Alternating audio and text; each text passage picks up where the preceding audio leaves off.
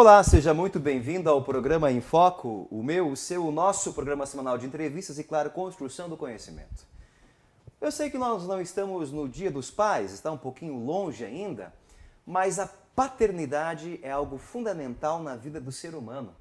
Para conversar um pouquinho sobre o conceito de paternidade, eu acolho hoje nosso programa, com muita honra e satisfação, Paulo Serosino, que é membro da comunidade Graça sobre Graça. Isso. Paulo, obrigado pela sua presença, já esteve conosco em outros momentos. Seja mais uma vez bem-vindo.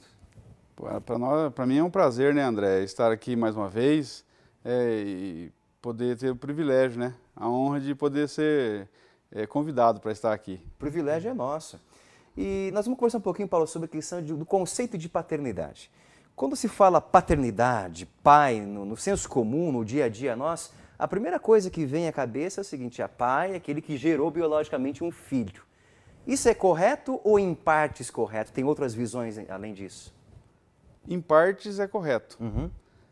Porque, partindo do princípio, o pai é aquele o biológico, né, o Sim, que gera. Mas o conceito de pai vai muito além disso, né? Pai não é só aquele que gera, né, o progenitor, no caso. Mas é aquele que cuida, é aquele que zela, é aquele que provê. Né? Então tem muitos pais biológicos que não são pais. E tem outros que não são pais biológicos, mas são pais demais até. Aí, nesse sentido, entra aquela brincadeira que de vez em quando as pessoas fazem, quando às vezes tem a ausência do pai e a mãe tem que dar conta das duas questões, é chamado de pai, né? É pai e mãe. A mulher também tem esse senso de paternidade, ela pode assumir uma função assim ou não? Olha, André, eu tive assim uma experiência bastante parecida com essa que você falou. Meu pai, ele foi um homem de muitas qualidades, mas ele foi um pai ausente. Ele era caminhoneiro e, por causa da profissão, ele ficou muito tempo fora de casa. Ele ficava 40, 50 dias fora de casa. Então, eu costumo dizer assim que a minha mãe era o meu pai e a minha mãe. É o pai, né? É, o pai. Então, a minha mãe fez essa função muito bem. E até assim, eu não tive um bom convívio com meu pai por causa dessa distância. Então, eu vejo assim que quando minha mãe faleceu, eu tinha 18 anos. 18 anos. E eu tive uma conversa com meu pai e eu disse: olha, minha mãe morreu, eu estou órfão. Eu perdi pai e mãe juntos, porque eu disse isso para meu pai, né? Porque eu tinha sido muito ferido com algumas coisas que faltou dele, né? Apesar de ele ser um pai bom, um pai assim, entre aspas, bom, um pai que trazia comida para dentro de casa, mas eu vejo assim que ele falhou muito em alguns aspectos que os pais hoje em dia falham. Porque pai não é só aquele que traz comida para dentro de casa também. Isso é um conceito reduzido, né? E de uma sociedade que hoje não se encaixa nesses padrões mais, né? Hoje em dia tá mais fácil, né? A economia está mais estável. Mas não é só isso, né? O filho ele não quer só comida. O filho quer amor. Então, muitas vezes, o pai achando que está trabalhando e levando comida para dentro de casa, ele está sendo pai.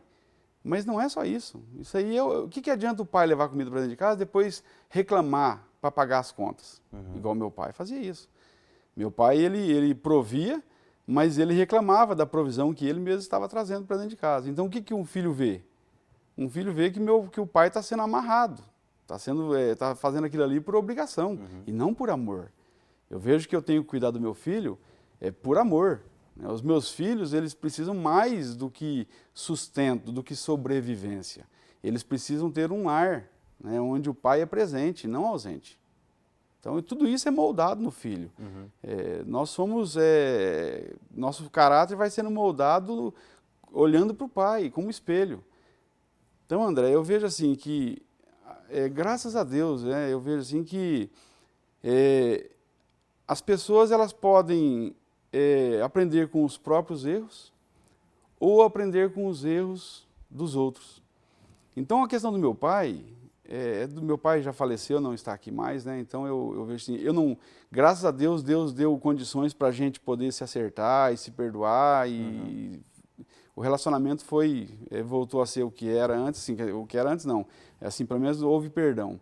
Mas assim, olhando para o exemplo do meu pai, eu disse assim, eu não posso ser igual ao meu pai.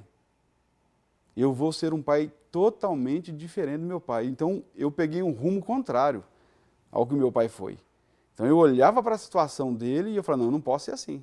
Então, eu caminhava, né, para um outro caminho, para ser um pai diferente. Sempre procurei. Então, eu não tenho meu pai como um exemplo de pai. Uhum. Mesmo ele nunca bebendo, tendo várias qualidades, trazendo comida para dentro de casa. Então, só que o que mais o filho espera de um pai faltou. Alguns afirmam, Paulo, que talvez um dos grandes problemas da sociedade nossa hoje, contemporânea, seja essa crise de paternidade, né? Os pais são ausentes, como é um pouco a tua experiência que está relatando para a gente aqui também. E isso machuca e fere, interfere no nosso modo de ser no mundo.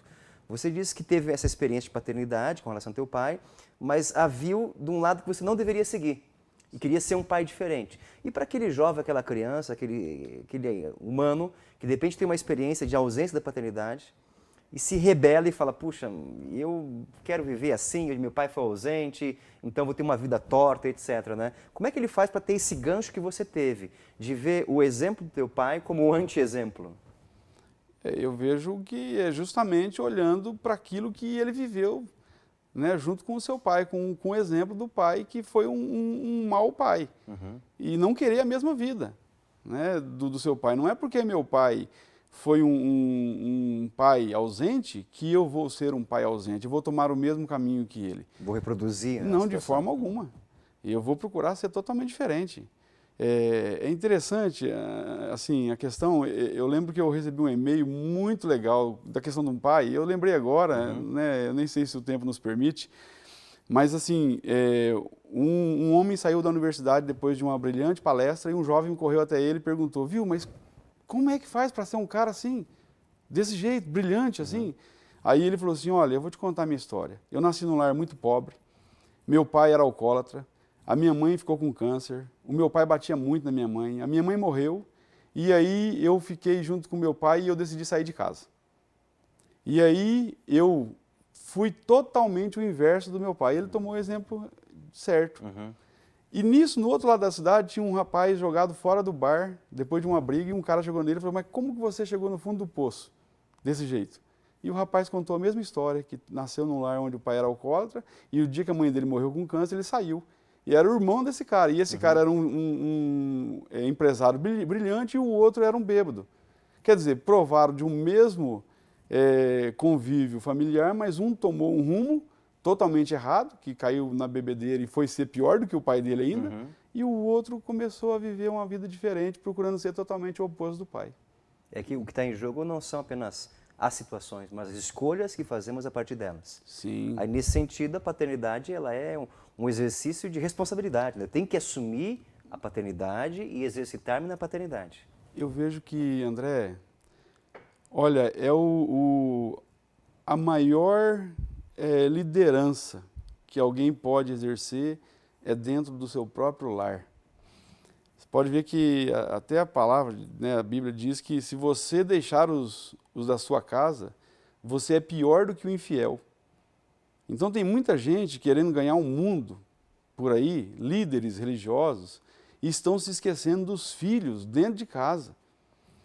Pessoas, eu vi uma frase do filho do Charlie Chaplin, ele disse assim, ó, o meu pai fez sorrir muita gente, mas me fez chorar muito. Pesado isso. Pesado, né? Para alguém que fazia todo mundo sorrir, né? Sim. Então, assim, quem mais conhece o pai é o filho. É o filho. O meu pai foi um bom homem. Ele foi um bom homem, ele teve muitos amigos. Eu não vou dizer que ele não foi honesto nos seus negócios, mas ele foi um mau pai. Ele foi um bom homem, tinha muitos amigos. Às vezes ele fazia muitas coisas para os outros fora de casa, mas muitas vezes os filhos não tinham o que realmente precisavam ter. Paulo, no bloco anterior nós elencamos um pouquinho o conceito de pai, que não é apenas aquele que gera o progenitor, né? Mas ele pode ser alargado, que é o cuidado, a atenção, a responsabilidade. Você citou um pouco da tua história pessoal, né? Da ausência do pai, e por isso você quer agir de maneira diferente sendo pai. Sim. Aí eu queria pegar com você, da tua experiência de paternidade como filho, mas também como pai. Que dicas a gente poderia elencar para alguém poder realmente viver uma paternidade sadia, frutuosa, paternidade seja paternidade mesmo? Olha, André e as pessoas que estão nos assistindo aí, eu vejo assim que o pai, ele, acima de tudo, ele tem que ser amigo dos filhos. Eu vejo que o pai, ele exerce uma enorme função de sacerdote do lar. Então eu vejo assim que ele tem que sempre trazer pacificação. Eu vejo assim que o pai aí que está me ouvindo, eu vejo assim que nós temos que zelar pela nossa família, porque os nossos filhos, muitas vezes, eles são espelhos daquilo que nós fazemos. Né? Porque muitos filhos seguem o exemplo do pai. Então, nós não estamos entrando nessa questão, mas só um exemplo. Não adianta o pai, o pai que bebe muito e fica bêbado, dizer para o filho não beber. Ele bebe, o filho está olhando o exemplo vale mais do que aquilo que ele está falando. O pai fuma e diz para o filho não fumar. Está errado. Quer dizer, não adianta ele falar, porque o filho vai olhar ele fazendo, pô, meu pai faz, eu vou fazer também. Então, essa questão de filho, eu confesso que eu também tive problemas assim, né, que eu também não fui um pai bom no começo. É que a gente aprende a ser pai, a gente vai aprendendo. Né? E é maravilhoso ser pai, né? Só sabe quem é.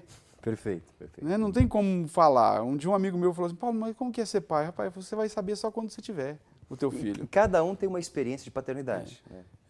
Então, eu tenho 4 filhos, né? Uma já está na eternidade, a Kelly. Tem a Keila, né, com 19 anos, tem o Thiago com 12 e tem a Yasmin com 9 meses. Você perdeu uma filha? Sim. Que idade ela tinha? Ela tinha 7 aninhos. 7 aninhos. Quando ela faleceu. Então eu vejo assim que filho é algo assim que dá trabalho. Dá trabalho. Não vou dizer para você que não dá trabalho. Mas assim, o retorno na questão sabe, de prazer, de você segurar nos braços. Eu vejo assim, André, nós devemos olhar, quando for olhar para pai, apesar que muitos, por causa do exemplo de pai que teve em casa, olham para o Criador, para o Pai Celestial, meio que desviado, meio que, sabe, assim, achando que o Criador é igual ao pai que teve em casa. E não é por aí. Olhar para Lucas 15, quando Jesus conta a história do filho pródigo. Então ali eu vejo um conceito de Deus tremendo, um conceito de pai. Porque o pai não é amar o filho quando o filho está fazendo tudo certinho, quando o filho está tudo dentro dos conformes, o filho não pisa na bola, então o pai ama. Não. Ser pai, de verdade, é você amar o seu filho incondicionalmente. Sabe? Porque eu costumo dizer assim, o que o meu filhinho Tiago precisa fazer para deixar de ser meu filho? Jamais, ele nunca vai deixar de ser meu filho. Então, por mais que ele apronte na vida, por mais que ele erre, eu vejo assim que o lado mais maravilhoso de pai é quando o pai abraça, é quando o pai perdoa, é quando o pai não lança no rosto os erros. Mas é que, apesar dos erros, o pai consegue abraçar o filho e consegue chamar o filho de filho, mesmo quando o filho acha que ele perdeu a condição de filho, como o filho pródigo. Ele diz, eu vou voltar para casa do meu pai e eu vou dizer para ele, não mereço ser chamado seu filho, me trata como um dos seus funcionários. Olha a referência. Eu vejo que esse filho pródigo, ele aprontou, gastou todo o seu dinheiro. Quando ele estava lá dando a comida para os porcos, ele falou, poxa, o que eu estou fazendo? Caiu a ficha. Como eu vou voltar para a casa do meu pai, o meu pai é bom. Ele teve um referencial para voltar. Ele não olhou o pai de forma errada. Não, meu pai é bom. Outra coisa, o amor, ele nos deixa livres. É complicado isso aí. Porque o pai do filho pródigo, é claro que ele deve ter dado vários conselhos para o filho que Jesus não contou ali na parábola, mas ele deixou o filho ir. Então, às vezes, a gente tem que deixar o filho ir. É difícil para um pai, de repente, um filho tem que assumir, fazer uma escolha na vida e você, como mais velho, como mais experiente, como quem tem que estar de fora, você sabe que aquilo não vai dar em nada. Mas deixar ele assumir é difícil isso, não? Muito difícil. Entra na dimensão do amor que você está falando. Justamente. E é muito difícil. Eu vejo que doeu mais no pai, né, voltando à parábola, do que no filho. Porque o pai, você pode ver que ele parecia que ele todo dia ia e olhava no horizonte para ver se o filho estava voltando. E ser pai, eu vejo assim que é tremendo, é uma coisa que a gente precisa aprender. Isso aí, a gente está no processo. Todo pai está no processo. Porque falar é fácil. Não, escrever livros sobre isso, não, tranquilo, falar né? é muito fácil, né? Agora, eu quero ver na hora que o filho realmente errar. Será que eu vou ter a atitude do pai do filho pródigo? Ou será que eu vou ter a atitude do irmão dele, que não quis mais saber dele só porque ele errou? Então, o gostoso assim de olhar, é aquela questão, eu olho para o pai, voltando à questão de Deus, e eu não vejo um Deus que está como um provedor, como muitos buscam hoje. Muitas pessoas estão buscando Deus por causa das coisas que Deus dá. Eu não quero coisas. Eu quero amor. Eu quero perdão. Sabe? Eu quero carinho, eu quero abraço nas horas que eu mais precisar. Eu quero um pai presente. Mesmo que meu pai não me dê as coisas. Pelo que você me diz, Paulo, seria equivocado, então, por exemplo, vamos supor, se eu tive uma experiência negativa de paternidade, o meu pai foi violento, foi ausente, etc, etc. Aí, de repente, alguém me fala, olha, Deus é pai. Eu não posso associar a minha experiência de paternidade com o fato de Deus ser pai. É o contrário, né? De forma alguma. Talvez seja o meu pai que não aprendeu a lição direito. Justamente. O E acontece isso muito nas relações religiosas, você que é um líder religioso, que as pessoas fazem a transferência da experiência de paternidade com Deus ou não? Muito. Muito? Muito. Tem pessoas que não chegam perto do Pai Celestial por causa do convívio. Da experiência que teve. Justamente. Tem um livro bacana chamado A Cabana. A Cabana. Esse livro, o autor, Deus aparece para ele em forma de mulher. É interessante esse livro. Vai rompendo alguns estereótipos aí. Deus aparece, você leva até um choque, porque Deus aparece, Deus Pai, Deus Filho e Deus Espírito Santo são 3 mulheres que aparecem para ele. É a experiência que ele teve, porque se Deus aparecesse como homem, como pai, ele não ouviria, não queria ter nenhum tipo de relacionamento. Ele conta, né? Então eu vejo assim que... Então essa questão de pai é mais questão de cuidado, né? Claro que envolve tudo, né? Quando o pai ama, o pai cuida.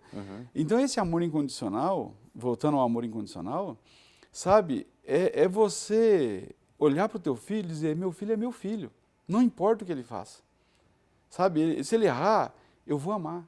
Ah, ele pisou na bola, eu vou amar. Vou sentar com meu filho e vou dizer, filho, aquilo que você falou, né, que às vezes é difícil, né? Você olha e você sabe que já não vai dar em nada aquilo lá que ele vai fazer. Só que às vezes ele, na maturidade que ele está, e na experiência que ele está vivendo, ele olha e vê que vai dar alguma coisa. Então, ele não tem como você falar assim, ó, não faça. Você fala, não, eu vou soltar a linha e deixa ele quebrar a cara. E ele depois vai voltar e vai dizer, poxa, pai, tá, o senhor falou para mim, então vamos continuar caminhando. É assim. Então, tem coisas que eu deixo meus filhos escolherem. Sabe, é a vida deles. Eu estou ali para aconselhar, para dar apoio. A questão de apoio, sabe, muitos pais falham nessa questão, o filho quer fazer alguma coisa, o pai fala, não vou fazer. O pai é médico, quer que o filho seja médico, mas o filho quer ser advogado. Deixa o filho ser advogado. Né? Então, porque lá na frente ele pode ser um médico frustrado, alguém que fez uma profissão por causa do pai, sabe, assim, obrigado. Realizou o sonho do pai e não dele. Não dele, não é assim, cada um é cada um. Eu tenho coisas na minha vida que assim, eu vejo que nós somos personalidades diferentes, cada um tem uma personalidade. Então, eu gosto de uma coisa, meu filho gosta de outra. Eu não vou... É interessante, André, tem um versículo, voltando para a Bíblia, ensina o menino no caminho que deve andar, porque depois de grande ele não se desviará dele. Esse versículo aí as pessoas pegam para ensinar, ensina Deus para o teu filho. Mostra Deus, mostra ele para ir para a igreja. Não vejo assim. E esse versículo eu digo o seguinte, eu vejo assim, ó, o meu filho quer ser pianista. Não, meu filho, então vou investir em você para você ser pianista. Ensina ele no caminho que ele deve andar. Ele quer ser pianista, então vai ensinar ele naquilo lá. Para que quando ele cresça ele não se desvie. Meu filho quer tocar piano e eu quero que ele toque bateria. Não é por aí, eu tenho que ensinar no caminho que ele deve andar. Então, tem que respeitar as escolhas. E é difícil também. Sim. Porque a gente muitas vezes tem um olhar, é lamentável isso, mas muitos olham para uma profissão hoje só pensando no dinheiro. Só pensando no lado financeiro, no retorno financeiro. E eu digo assim, os jovens, né, que estão aí, que são filhos, né, até nessa questão, né, escolham aquilo que vocês gostam de fazer. Porque o dinheiro vai ser consequência. Perfeito. Nós vamos para mais um intervalo, Paulo, depois voltamos comentando um pouquinho sobre essa questão de como ser pai, que é um exercício constante, diário, cotidiano, difícil, de liberdade, de amor, mas acima de tudo prazeroso, bonito e de certa maneira é uma vocação que a gente Sim. tem. Né? Paulo, vamos agora tentar alargar um pouco mais, a gente alargou já o conceito de paternidade, com certeza, nos blocos anteriores, mas o líder religioso, o professor, aquele que tem uma função de liderança numa equipe, o gestor, ele também tem um senso de paternidade? Eu creio que sim. Eu vejo que a função principal é do pai em casa. Sim. Mas não é a questão da falta do pai em casa. Também, é como auxílio, como ajuda, entra os demais líderes, né? Tanto um padre, um pastor, um psicólogo, um psiquiatra, né? Um amigo, né? Então tem várias pessoas aí que exercem em segundo plano, né, essa questão da paternidade, que podem ajudar em muito, né, as pessoas. Porque muitas vezes as pessoas são carentes de um afeto em casa e encontram isso em outros líderes. Então eu acho bastante importante isso aí, e eu acho que sim, eles desempenham um bom papel como pais também. E mulheres também. Sim. Né? Aí entra até as mulheres, né, as líderes, né, que podem exercer muito bem isso aí, ajudar na questão de criar. Agora, nada como um pai dentro de casa. Eu falo que tudo começa... Porque é referência, né? É a referência. A autoridade, eu vejo assim que o pai é o cabeça do lar. Então, se o pai ele faltar no seu papel, né, uma coisa interessante também, uma coisa que os filhos olham, eu lembrei agora. Os filhos olham muito do jeito que você trata a sua esposa. Os filhos estão cuidando. Se você ama a sua esposa, os filhos vão ter um carinho especial por você, porque você está amando a mãe deles. Então eu vejo que quando um pai não tem um bom relacionamento com a mulher, com a mãe dos filhos, isso atrapalha muito também. Porque o filho começa a ter raiva do pai, talvez não por um relacionamento com ele, mas com um relacionamento com a sua mãe. Então, o filho ama o pai que ama a mãe. Uma vez um psicólogo me falou, Paulo, que naturalmente a mulher tem essa vocação para a maternidade. É quase unanimidade que toda mulher quer ser mãe, né? Há exceções, claro. Mas ele afirmava que o homem não. A maioria dos homens não tem esse senso de paternidade que se desenvolve depois que nasce o filho, que ele vai aprendendo a ser pai. E para a mulher é automático, né? A mulher está grávida, ela já sabe ser mãe. Porque é uma situação visceral, né? Está dentro do organismo dela, ela sente fisiologicamente isso, né? E o pai ele vai assumindo aos poucos essa questão. Você concorda com isso ou não? Eu concordo, em parte sim. Eu vejo sim que a maioria dos homens, né? Mas tem assim, o homem vai aprendendo. Então tem gravidez que o homem ali, ele vive aquele momento, ele está grávido, junto com a mulher. Casal grávido, né? Eu vejo assim, ó, os outros filhos meus, né, não porque desmerecendo nenhum deles, né, porque eu os amo a todos, né, mas eu vejo que a minha menininha agora, que nasceu agora, pelo menos na questão no processo de gravidez, eu fui um pai mais presente, sabe? Um pai que ficou alisando muito a barriga ali, querendo sentir os chutinhos. Coisas que muitas vezes na outra gravidez eu levei meio que embolado, assim, não parava muito para... Talvez porque você aprendeu a ser pai já talvez, sabia, tinha experiência, né? E talvez por causa da idade também, né, que eu estou já numa idade, né, assim, já diferente de antes, né, então eu curti mais. Então a minha menininha, eu vejo assim que eu falava com ela dentro da barriga, e assim, eu curti bastante a gravidez, né, e aí, puxa, é meu xodozinho, né, eu chego em casa, tá lá, né, agora tem 9 meses, um bebezão, então... assim, não dá nem vontade de sair de casa às vezes, para ficar com ela. Então, assim, é muito bom ser pai, sabe? Eu vejo assim que Deus nos deu o privilégio de poder auxiliar, porque é interessante um outro conceito de pai, André, que é muito interessante. Por que Deus não criou os seres humanos? Por que Deus já não criou 7 bilhões de seres humanos? Já prontos. Ele poderia muito bem ter feito isso. Não, ele cria um homem e uma mulher, e daquele homem e mulher ele começa um processo, e o homem, se você parar para analisar, ele é um coajudador de Deus. Ele ajuda, é um auxiliador em povoar a terra, em gerar filhos. Se você parar para analisar, um dos papéis de um pai é gerar filhos para Deus. E muitas vezes os pais não estão nem aí. As pessoas casam querendo ser felizes. As pessoas casam com a motivação errada de serem egoístas. Não, eu vou casar para ser feliz. Não, porque aí que está, aí entra a questão de pai. Pai muitas vezes é doação, sabe? É negação da própria vida, né? O tempo, do cansaço, ele tem que estar disposto a acolher o filho. Justamente. Então tem líderes, a questão de líderes, eu vejo assim que tem um líder na Bíblia que é um grande exemplo de um guerreiro. Foi o maior rei de Israel, que é o rei Davi. Um brilhante guerreiro, um péssimo pai. Um homem que na Bíblia você pode pegar a base na vida dele para você pregar sobre muitas coisas, mas você não conseguirá pegar a vida dele para pregar sobre família, dificilmente. Porque Davi, ele teve a morte prematura de seus 4 filhos. Ele perdeu o filho que a Batseba estava grávida, o Aminon, acabou matando o próprio irmão Absalão, ou melhor dizendo, o Absalão matou Aminon, porque ele violentou a própria irmã. Depois, Absalão se tornou rei, se proclamou rei e começou a lutar contra o próprio pai, olha só.